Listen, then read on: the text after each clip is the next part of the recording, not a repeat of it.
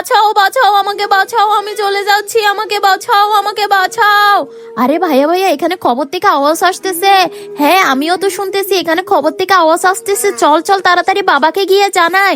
বাবা বাবা, জানো ওখানে কবর থেকে আওয়াজ আসতেছে। কবর থেকে আওয়াজ? তোমরা মনে হয় ভুল শুনেছো। না বাবা, সত্যি কবর থেকে আওয়াজ আসতেছে। আমরা হেঁটে যাচ্ছিলাম, সেখান থেকে বাঁচাও বাঁচাও আওয়াজ আসতেছে। আচ্ছা দাঁড়াও, সেটা হচ্ছে আল্লাহ দেওয়া পানিশমেন্ট, উনি গুনাহ করেছে সেজন্য। বাবা গুনাহটা কি?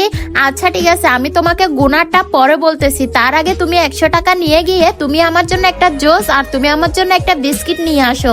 আচ্ছা বাবা ঠিক আছে, আমরা যাচ্ছি। বন্ধুরা, তোমরা যদি এই লেখাটাকে ভালোবেসে থাকো তাহলে আমার চ্যানেলটি এখনই সাবস্ক্রাইব করে দাও এবং কমেন্টে গিয়ে আই লাভ ইউ আল্লাহ লিখে দাও। আঙ্কেল আঙ্কেল, আমাকে একটা জুস দেন না? আচ্ছা ঠিক আছে, এই নাও তোমার জুস আর তোমার টাকা, খুচরো টাকা।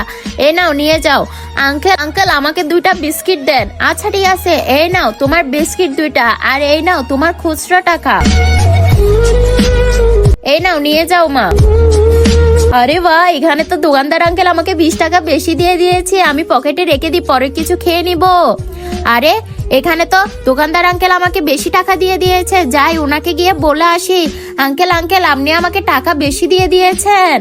আচ্ছা মা, থ্যাংক ইউ সো মাচ তুমি টাকাগুলো নিয়ে আসার জন্য। তোমার এই ইমানের জন্য আমি তোমাকে টাকাগুলো এমনিতেও উপহার দিচ্ছি। Thank you so much uncle. বাবা বাবা দেখো, আমি তোমার জিনিস নিয়ে এসেছি। আচ্ছা ঠিক আছে, দাও টাকা আর জিনিস দাও।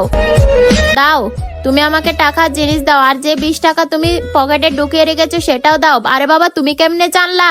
হ্যাঁ আমি জানি, কারণ আমি দোকানদারকে আগে থেকে বলে এসেছি ভাইয়া এখানে যদি আমার বাচ্চারা আসে তাহলে ওদেরকে 20 টাকা বাড়তি বাড়তি দিবেন। আচ্ছা ঠিক আছে, দাও এবার এগুলো বের করো।